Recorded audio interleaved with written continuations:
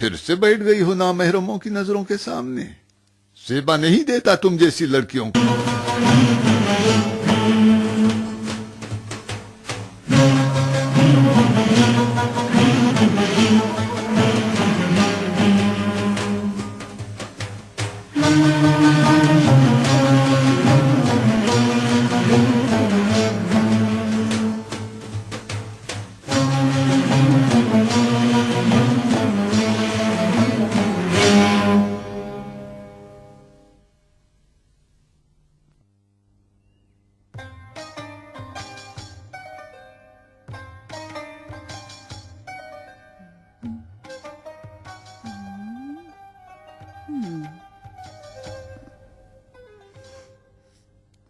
صبح سے شام تک اس کھڑکی پر بیٹھے رہنا. نہ ڈرو ابا قطام، یہ ولید ہے جو سب پر بری نظر ڈالے پھرتا ہے. کوفے والے تو سب اندھے ہیں. ہاں، ولید کی نظریں کسی کو نہیں چھوڑتی. سبحان اللہ. جا کے آٹا گوندو، روٹیاں سیکو، قرمے کا خوام بناؤ. امیر کوفہ کی نظروں سے تمہیں کیا؟ کیا تمہاری روٹی کراری نہیں بنی تھی؟ کوئی اور کام ہے تو بتاؤ، کوئی سینے کا کام ہے تو لاؤ، ابھی سی دوں. کبھی پڑوسی عورتوں سے جا کر پوچھتی کہ پیدائش کے بعد ناف کا علاج کیسے ہوتا ہے. جب بچہ ہوگا تو پوچھ لوں گی.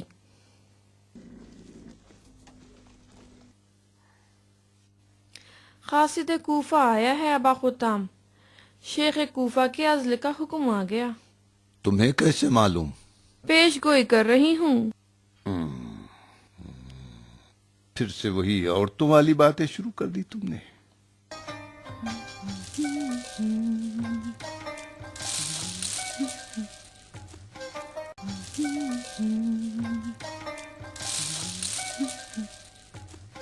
سمجھتے ہو کہ ولید کو ازدیوں سے جہاد کے لیے خلیفہ کے فتوے کی ضرورت ہے؟ جہاد مسلمانوں سے کیسا؟ جہاد تو اس وقت ہوگا جب مقابل میں کفار ہوں. جو قبیلہ خلیفہ کی بیعت شکنی کرے، لاکھ شہادتیں پڑھے، پھر بھی کافر ہے. تمہاری زبان سے اس طرح کی باتیں اچھی نہیں لگتی. جہاد اور تلوار کا فن آپ ہی نے تو مجھے سکھایا ہے، بھول گئے؟ عورتوں پر جہاد معاف ہے. جہاد تو مردوں کا کام ہے. تمہیں تو خون و شمشیر کے بجائے بچے داری یا جھولے کے بارے میں سوچنا چاہیے، نہ جہاد. تم بیاہ سے دور کیوں بھاگتی ہو؟ یہ باتیں تو بیٹیوں سے مائیں پوچھتی ہیں.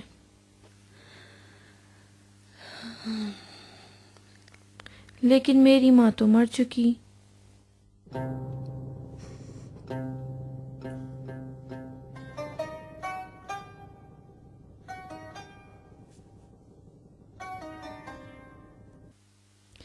میری ماں نے 2 بیٹوں کو جنم دیا لیکن زندہ رہی، اور جب مجھے جنم دیا تو میں ان کے لیے ملک الموت بن گئی. میں نے انہیں مارا ہے بابا، اسی لیے خون سے زیادہ آشنا ہوں. کاش میں جان سکتی کہ تقدیر کس طرح ایک بے گناہ بچے کو قاتل بنا سکتی ہے ابا قطام.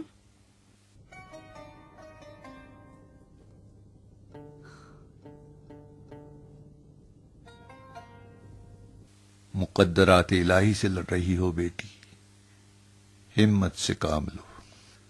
بیٹی، خبیث روحیں انسان کو ضعیف کرنے کی کوشش میں لگی رہتی ہیں. ایسی باتوں سے کفر کی بو آتی ہے. اپنے آپ کو خطا کار سمجھنا بھی گناہ ہے.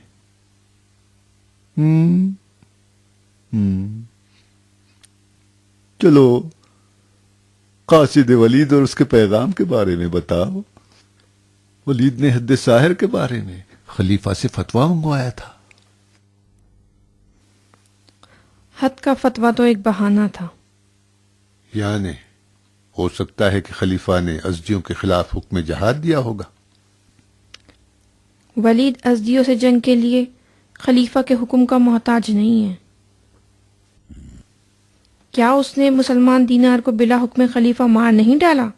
ڈرا نہیں. بیعت شکن ازدی ولید کے کھلے دشمن ہیں. کوئی اپنے کھلے دشمن سے نہیں ڈرتا، اگر ڈرتا ہے تو چھپے دشمن سے. ولید کے چھپے دشمن کون ہیں؟ ایک تو شیخ کوفہ۔ بابا، آپ نماز میں ولید کی اقتدا کرتے ہو؟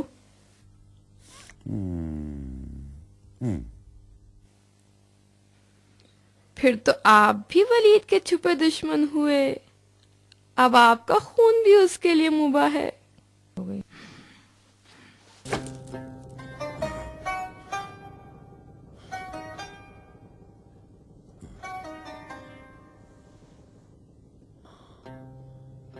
افسوس کہ تو عورت ہے اور تلوار سے بیگانہ۔ اگر تیری عقل تلوار سے آشنا ہوتی قطام، تو ایسے کئی ایک ولیدیوں کو ٹھکانے لگا دیتی۔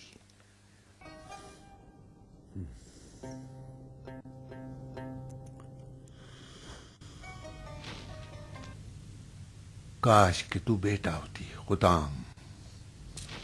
اگر میں بیٹا ہوتی تو میرے بھائی بھی میرے ساتھ وہی سلوک کرتے جو یعقوب کے بیٹوں نے اپنے بھائی یوسف کے ساتھ کیا تھا۔ میں بیٹی ہونے پر خوش ہوں، آپ مردوں کو اپنی تلواروں پر ناز ہے۔ نہیں جانتے کہ عورتوں کے وار تلواروں کی دھار سے بھی تیز تر ہیں۔ آج شب خلیفہ کا فتویٰ مسجد میں پڑھا جائے گا، اگر سننے کی ہمت اور جرت ہے تو مسجد چلے جانا۔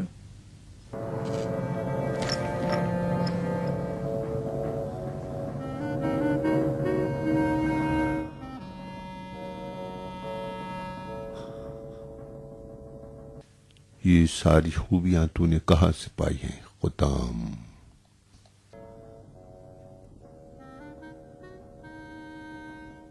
بار الہ، تو ہی اس کی عاقبت بخیر فرما۔ حکم خلیفہ ہے، لو پڑھ لو۔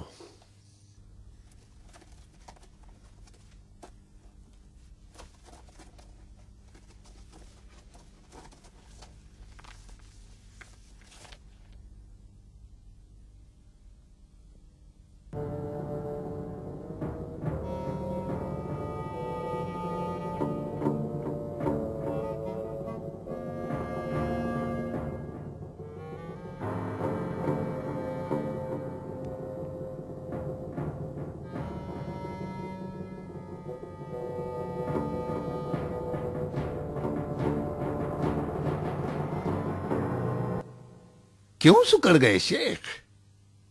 یقین نہیں آ رہا ہے؟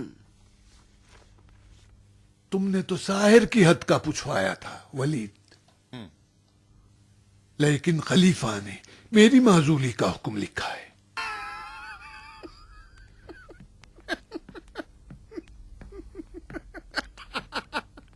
تو کیا خلیفہ میری معزولی کا حکم لکھتے ہیں؟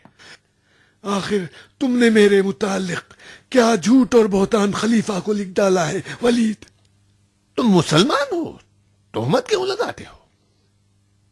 میں نے خلیفہ کو بس اتنا لکھا کہ ساحر کی حد کے سلسلے میں تم نے فلاں حدیث کا حوالہ دیا ہے، صحیح ہے یا غلط؟ پھر خلیفہ نے مجھے کیوں معزول کر دیا؟ حدیث کے صحیح یا غلط ہونے کا اشارہ کیوں نہیں کیا ہے؟ خلیفہ نے تمہیں معزول کر کے حدیث کو غلط ثابت کیا ہے، لیکن خلیفہ نے جندب ازدی کو امان دیا ہے۔ قاتل کو امان دینے کا مطلب یہ ہوا کہ حدیث صحیح ہے۔